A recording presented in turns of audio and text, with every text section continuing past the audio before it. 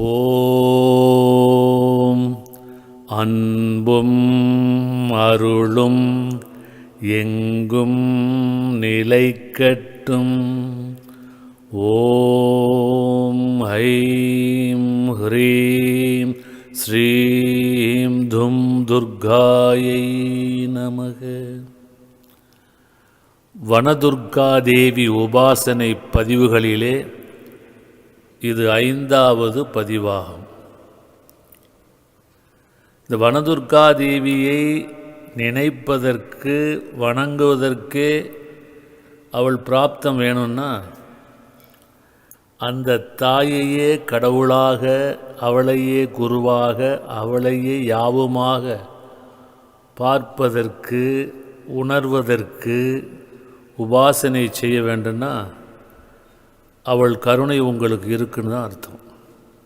எப்போ அவளுடைய கருணை கிடைத்து விட்டதோ நோயோ வறுமையோ அஞ்ஞானமோ படிப்படியாக காணாமல் போயிடும். அவரவர்களுடைய பக்தியையும் உருக்கத்தையும் ஈடுபாட்டையும் பொறுத்து. சரி, இந்த தாயினை அகத்துக்கு உள்ளேயும் பூஜிக்கலாம். அதுக்கு நல்ல பக்குவம் வேணும். சில பேர் கண்ண மூடி உட்காந்தாங்க, அப்போ தான் வாங்கின கடனில் பிற்காலத்துக்கு என்னென்ன கனவுகள், தேவையில்லாத சிந்தனையெல்லாம் உட்கார விடாது. அப்படி இல்லாமல் நீங்கள் உட்கார்ந்த உடனே உங்கள் மனமானது வசப்பட்டு தாயை நோக்கி போகுமானால், எந்தவித இடையூறு இல்லாமல் தாயை மட்டும் நினைக்குமானால் அகத்திலேயே பூஜை செய்யலாம். அந்த புற பூஜைகள் தேவையில்லை. பார்க்கும் இடமெங்கும் அகம்புறமும் துளும்பி வழிந்தும்பார் எம்பெருமான் வள்ளல் பெருமான். ஆகையாலே புறத்திலே பூஜை செய்து, ஏன்னா நம்முடைய மனமானது செதறுவதற்கு காரணம் அந்த புறப்பொருள்களும் புறக்காட்சிகளிலும் பதிந்திருந்தது தான். ஆகவே புறத்திலே நம்முடைய புலன்களை அன்னையை நோக்கி பழக்கிவிட்டோமானால் அந்த புற வழிபாட்டிலே சித்தியாகி அகத்திலே ஆனந்தமும் உண்மையும் சத்தியமும் அன்பும் பொங்கும். அப்போ அன்னை எங்கே உட்கார்ந்துருவாள். ஆகவே புறத்திலே செய்யக்கூடிய அன்னை வனதுர்காதேவி உபாசனை வழிபாட்டிற்கு அடிப்படையாக சில விஷயங்கள் வேண்டும். அது என்னன்னு பார்க்கலாம். இந்த அன்னை துர்கா தேவியினுடைய உபாசனை மட்டுமல்ல, எந்த தெய்வ உபாசனை வழிபாடாக இருந்தாலும் சீக்கிரம் சித்தியடைய வேண்டும், துன்பங்கள்லாம் ஓட வேண்டும் என்றால் ஒரு தனி அறை அவசியம். அது பூஜை அறையாக இருக்கலாம், தனிப்பட்ட அறையாக இருக்கலாம். பூஜை அறைக்கும்போது எல்லோரும் வருவாங்க. ஒவ்வொரு எண்ணங்களும் அங்கே பதிவாகிருக்கும் அல்லது பதிவு ஆகும். அது இடையூறோ நன்மையோ தீமையோ செய்யலாம். ஆகவே தனிப்பட்ட அறை இருந்தால் பாக்கியசாலிகள், இல்லைன்னா பூஜை அறை செய்யுங்க. இல்லைன்னா எங்கே கிடைக்குதோ அங்கே செய்யலாம், தவறு கிடையாது. தனி அறையாக கிடைச்சிருச்சு அப்படின்னா நீங்கள் அதிர்ஷ்டசாலிகள். அந்த அறையை இருக்கக்கூடிய பொருளை எல்லாம் வெளியேற்றி விட்டு அறையை சுத்தமாக பெருக்கி, சுவற்றிலாம் ஒட்டடை இருந்தாலும் அடித்து சுத்தமாக்கிட்டு, சுத்தமாக பளிச்சு அந்த அறையை வச்சுட்டு, அதுக்கப்புறம் அந்த தரை, அது கிரானைட்டோ டைல்ஸோ சிமெண்ட் தரையோ மண் தரையோ எதுவாக இருந்தாலும் அந்த தரை முழுவதையும் பசும் சாணத்தினால் முதல்ல மெழுகிடணும். பெயிண்ட் அடிக்கிற மாதிரி பூசிடணும். அதுக்கு அப்புறமாக எந்த இடத்துல பூஜையை ஆரம்பிக்க போகிறீங்களோ, பெரும்பாலும் இந்த பூஜையை தெய்வத்தையோ, தெய்வத்தின் திருவுருவ படத்தையோ, எந்திரத்தையோ அல்லது மகாமேருவையோ ஸ்ரீசக்கரத்தையோ இல்லை அம்பாளுக்கு பிரதிபிம்பம் மஞ்சள் எது வைத்தாலும் வடக்கு நோக்கி வைத்து விட்டு நீங்கள் கிழக்கு நோக்கி அமர்ந்து செய்வது சிறப்பு. ஆகவே அந்த அறையில் தெற்கு சுவற்றில் முடிந்த அளவு சுவரை ஒட்டி 3 அடி நீளத்துக்கு 2 அடி அகலத்துக்கு செவ்வகமாக சுத்தமான அரிசி மாவுனால் அப்படியே பூசிடணும். பெயிண்ட் அடித்த மாதிரி தரையில். அந்த மாவு நல்லா காஞ்சதுக்கப்புறம் அது மேலே மஞ்சத்தூளால் அந்த இடம் ஃபுல்லாக ஃபில்லப் ஆகிற மாதிரி பூசிடணும். இது எதுக்காகன்னு கேட்டிங்கன்னா, துர்சக்திகள்லாம் ஓடி போயிடும். நல்ல நேர்மறை எண்ணங்களை தூண்டும் நல்ல சக்திகள்லாம் அந்த அறைக்குள்ளே வரும். தெய்வங்கள் எல்லா தெய்வம் வந்து உங்களுக்கு அனுக்கிரகம் செய்யும். அதே மாதிரி நீங்கள் பூஜைக்கென்று அமர்கிற பொழுது நீங்கள் தனி அறையில் அமர்ந்து செஞ்சாலும் சரி, எங்கே இடம் கிடைக்குதோ அங்கே அமர்ந்து செஞ்சாலும் சரி, அது தனி. ஆனால் பூஜைக்கென்று கட்டிக்கொள்வதற்காக தனியாக சிகப்பு கலர் நிறத்தில் வஸ்திரம் வைத்துக்க வேண்டும். உலக வசியம் தேவை என்று ஆசைப்படுவர்கள் பச்சை வேட்டி கட்டிக்கலாம். ஆனால் சிகப்பு சிறப்பு. வசதி இருந்தால் சிகப்பு நிறத்தில் பட்டு வாங்கி வச்சுங்க. ஏன்னா பட்டு எப்போ கட்டினாலும் தோஷம் கிடையாதுனால. வசதியில் பரவாயில்ல, சாதாரண சிகப்பு வேஷ்டியோ, பெண்கள்னால் சிகப்பு புடவையோ வாங்கி அணிந்து கொள்ளணும். அப்படி பூஜைக்கு அணிந்து கொள்ளக்கூடிய அந்த பூஜை சிகப்பு நிற உடையை அல்லது சிகப்பு நிற பட்டோ சிகப்பு நிற புடவையோ பூஜைக்கு மட்டும் பயன்படுத்திட்டு பூஜையை முடிஞ்சோன்னு மடித்து பத்திரமா எடுத்து வச்சிடணும். அதே மாதிரி பூஜைக்கு வந்து நம்ம தீபம் ஏற்றி வச்சு தான் பூஜை செய்ய வேண்டியது. தீபத்தில் தான் நிறைய ரகசியம் இருக்குது. அது நேர பயிற்சிக்கு வர்றவங்களுக்கு தனிப்பட்ட முறையில் சொல்லுவேன். அந்த தீபம் ஏற்றுகிற விளக்கு வெள்ளியில் இருக்கலாம், செம்பில் இருக்கலாம், பித்தளையில் இருக்கலாம், அல்லது மண் அகலாக கூட இருக்கலாம். மண் அகலாக இருந்ததுன்னா முன்னாடியே அது 2 நாள் தண்ணியில் ஊற போட்டுருங்க. ஏன்னா அதில் மைக்ரான் ஹோல் இருக்கும், எண்ணெய் ஊற்றுட்டு கீழெலாம் வலியும். அப்படி இல்லாமல் இருப்பதற்கு ஒரு 2 நாள் தண்ணியில் ஊற போட்டு எடுத்துகிட்டு 3ஆவது நாள் வடித்த கஞ்சி இருக்குது பார்த்திங்களா, அதில் ஒரு நாள் ஊற போட்டுருங்க. அப்போ அந்த ஹோல்லாம் அடைப்பட்டுரும். வெயிலில் காய வச்சு எடுத்திங்கன்னா அதில் ஊற்றுற நெய்யோ எண்ணெய் லீக் ஆகாது. அது மாதிரி தயார் பண்ணிக்கங்க. அதே மாதிரி தீபம் ஏற்றுறதுக்கான அந்த விளக்குக்கு ஊற்றுற எண்ணெய் இருக்குது பார்த்திங்களா, அதில் வந்து நல்லெண்ணெய் வந்து இப்போ 1 லிட்டர் வச்சுங்களேன். விளக்கெண்ணெய் 100 மில்லி, இழுப்பெண்ணெய் 100 மில்லி, புங்கெண்ணெய் 100 மில்லி, பின்னெண்ணெய் கேட்டால் கிடைக்கும். அப்படி இல்லை நெய், இது எல்லாம் வந்து 100 மில்லி வச்சு கலந்து வச்சுக்கிட்டு குளிக்கிட்டு ஊற்றிடணும் விளக்கு தீபத்துக்கு. இந்த எண்ணெய் தான் தீபத்துக்கு பயன்படுத்த வேண்டும் உபாசனை சித்தியாகிறதுக்கு. விளக்குக்கு ஏற்றக்கூடிய திரியும் பஞ்சு திரியாக இருக்கணும். அதில் கொஞ்சம் வந்து தாமரை நூலும் வெள்ளருக்கு திரியும் கலந்த தீபம் ஏற்ற வேண்டும். இப்போ உபாசனைக்கு வர்றவங்களுக்கு ஒரு மாதத்துக்கு தேவையான அந்த தாமரை நூல் திரி வெள்ளருக்கு திரியெல்லாம் நானே உங்களுக்கு கொடுத்துருவேன். அதே மாதிரி பூஜையில் வந்து நீங்கள் உட்காருங்கிற பொழுது இந்த ஓரையை பற்றிலாம் தெரிஞ்சு வச்சுங்க. அது அப்புறம் பின்னாடி வந்து உங்களுக்கு பிரயோகத்திற்கு அது வந்து பயன்படும்.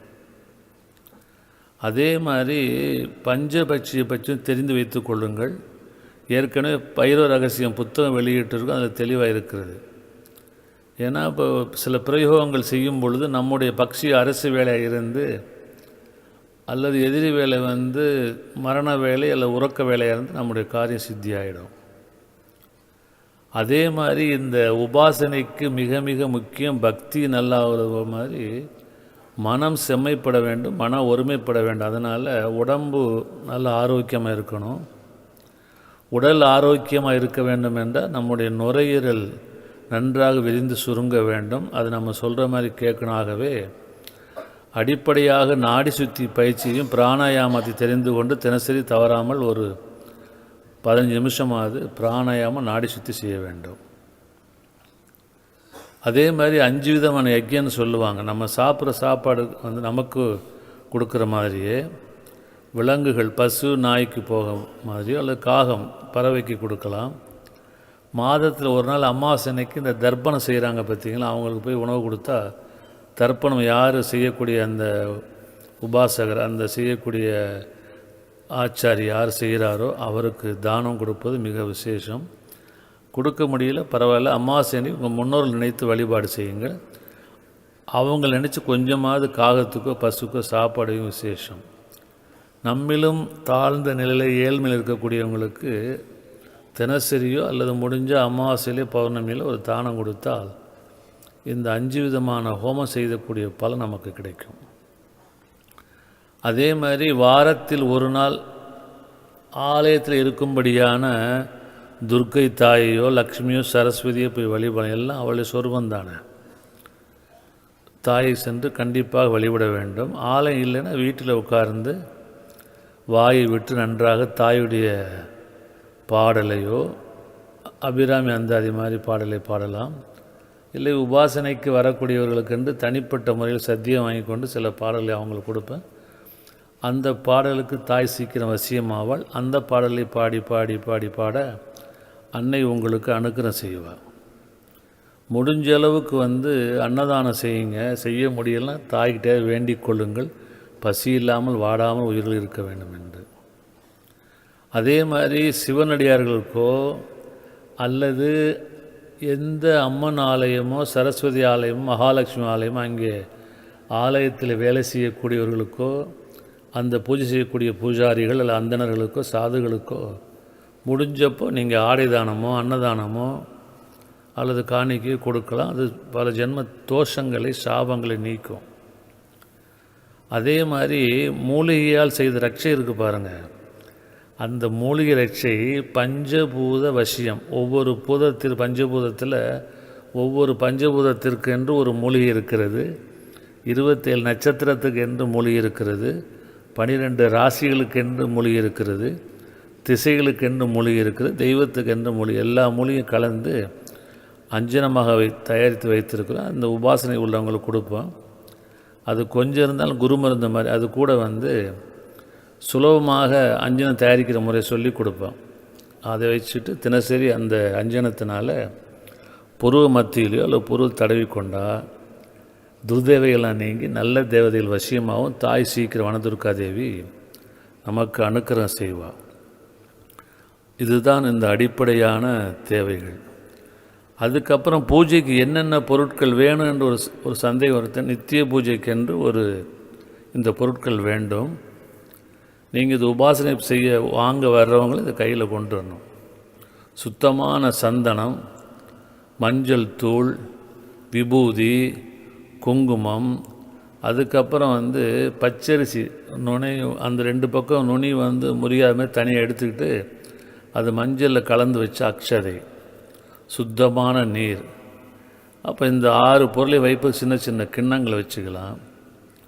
வசதி இருந்தால் சிறிய பூஜை மணி வச்சுக்கோங்க. நல்ல மட்டம் இல்லாத கெமிக்கல் இல்லாத ஊதுபத்தி வாங்கி வச்சுங்க. அதேமாதிரி கற்பூரமும் சுத்தமான கற்பூரம் வாங்கி வச்சுங்க. இந்த விளக்குக்கான திரியும் ஏற்கனவே சொன்ன எண்ணெய்களை வாங்கி வச்சுங்க. அது வைக்கிறதுக்கு தட்டு. அப்புறம் சரங்களாக பூவு, அப்புறம் புஷ்பங்கள், அப்புறம் இந்த தேவதை ஆவணம் செய்வதற்காக ஒரு தர்ப்பை கட்டு வாங்கி வச்சுங்க. இந்த வனதுர்கா தேவிக்கு மிகவும் பிடித்தமான மலர் செண்பக மலர் மிக்க விசேஷம். சிகப்பு தாமரை விசேஷம். தினசரி நீங்கள் பூஜைக்கு இந்த பூ அல்லது மல்லி, முல்லை, செவ்வரளி, சம்பங்கி, சாமந்தி, வில்வம், சரக்கொன்றை, மறிக்கொழுந்து, துளசி, நந்தியாவட்டை, இதில் ஏதாவது ஒரு பூ வச்சுக்கலாம். இதில் குறிப்பாக பார்க்க வேண்டியது அமாவாசை பௌர்ணமி நாளில் துளசியையும் வில்வத்தையும் பூஜைக்காக பறிக்கக்கூடாது.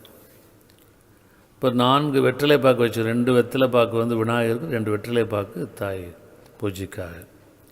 2 வாழைப்பழங்கள் குறைந்தபட்சம் வேணும். வசதி இருந்தால் சிகப்பு மாதுளம்பழமோ செவ்வாழைப்பழமோ இது மாதிரி வச்சுக்கலாம். ஒன்றுமே இல்லையே கவலைப்பட வேண்டாம். வெறும் கற்கண்டை மட்டும் வாங்கி வச்சுக்கோங்க. வெற்றிலை பாக்கு வச்சு கொஞ்சம் கற்கண்டை சும்மா ஒரு 10 தூள் கல்கண்டு வச்சு படைச்சா கூட போகும். வசதி உள்ளவங்க உங்களுக்கு முடிஞ்சால் தினசரி நைவேத்தியமாக படைக்கலாம். தயிர் சாதம் வைக்கலாம், சக்கரை பொங்கல் வைக்கலாம், புளியோதரை வைக்கலாம், எலுமிச்சை சாதம், தேங்காய் சாதம், பால் சாதம், எப்படினாலும் வச்சு எல்லாத்தையும் தாய் ஏற்றுக்குவா. சில நாள் வடையும் வச்சு படைக்கலாம். இது உங்கள் வசதியை பொறுத்தது. ஆகவே இவைதான் பூஜைக்கு அடிப்படையான தேவைகள். இதை மீண்டும் மீண்டும் கேட்டு எழுதி வச்சுக்கோங்க. அந்த காலத்திலலாம் நம்ம டேப் ரெக்கார்டரோ சொல்கிறதுக்கு மைக்கோ எழுத புத்தகம்னு கிடையாது. சொன்னோடனே காதில் வாங்கிக்குவாங்க. அவ்வளோ ஞாபக சக்தி இருந்ததாகவே இதையெல்லாம் மீண்டும் மீண்டும் கேட்டு எழுதி வைத்து கொள்ளுங்கள். இந்த வழிபாட்டுக்கு இது துர்காதேவியுடைய வழிபாட்டுக்கு மட்டும் இல்லை, இதில் பைரூர் வழிபாட்டு கூட இதே தான். ஆனால் எப்பொழுதும் ஞாபகம் வச்சுங்க, பைரூர் வழிபாட்டுக்கு மல்லிகைப்பூ மட்டும் உபயோகப்படுத்தக்கூடாது. மற்றும் உள்ள விஷயங்களை அடுத்த பதிவிலே பார்க்கலாம். ஆசீர்வாதம். அன்பும் அருளும் எங்கும் நிலைக்கட்டும். ஓம் ஐம் ஹ்ரீம் ஸ்ரீம் தும் உத்திஷ்டபுருஷி கிம் சபசி பயம் மே சமுபஸ்திதம் யதி சைக்கியம் அசைக்கியம் வா தன்மே பகவதி சமய ஸ்வாஹா. வாலை புவனை திரிபுரை இம்மூன்றும் வையகத்துள் காலையும் மாலையும் உச்சியுமாய் எக்காலத்தும் மாலயன் முதலான தேவர்களும் ரிஷி முனி சித்தர்களும் என் தாய் வனதுர்கா தேவியை வணங்கி போற்றுவரே.